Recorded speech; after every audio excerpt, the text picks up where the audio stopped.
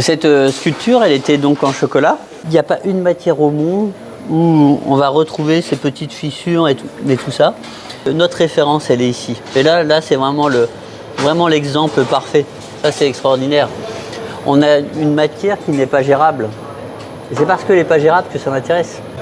Cette capacité à aller chercher les choses là où c'est pas possible, quoi.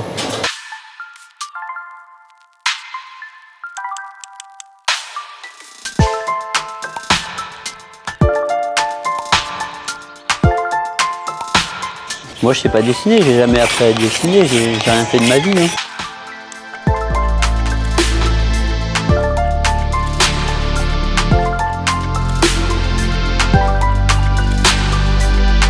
Je fais ça de façon naturelle. Tout est inné, c'est le cerveau qui dirige les mains. Ah, je mets un petit peu de chocolat, ça me permet de boucher les trous. Parce que là, ce qui m'intéresse, c'est d'avoir quelque chose de lisse. Et là, on a les chutes par exemple, des vitrines. Donc, on va récupérer nos chutes. Ensuite, on les fait fondre, on les tamise, une fois qu'elles sont siliconées.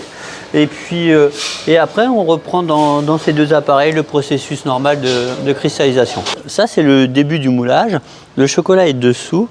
Et là, on va venir mettre plusieurs couches d'élastomère. Ensuite, il faut mettre soit un plâtre ou une résine dessus pour que la coque, elle tienne. Et à partir de là, on va pouvoir aller en fonderie. Et la fonderie, c'est 15 métiers différents. Et ensuite, dans quelques mois, on sera livré de la pièce en métal. Ça, c'est magnifique, ça. Là, on a une fonte polymiroir. Donc là, on protège. Parce que si vous mettez votre doigt, ça oxyde tout de suite. C'est pas fait pour être caressé. Si on prend cette pièce qui est patinée, il n'y a pas de problème, on peut toucher. Il y a plusieurs fois le pape. Et puis il y a plein de filles qui sont nées dedans. Qui sont nées, par exemple dans le nez, là on a les fesses qui sont là. Là vous avez la tête et puis et à la fois on a les yeux de François. Dans la joue, si on recule, on voit cette fille qui est ici, là, on voit les cuisses, elle est assise sur ses fesses. Et puis là on a les cheveux, quoi. Et là on est dans l'oreille, et dans l'oreille il y a à nouveau une fille.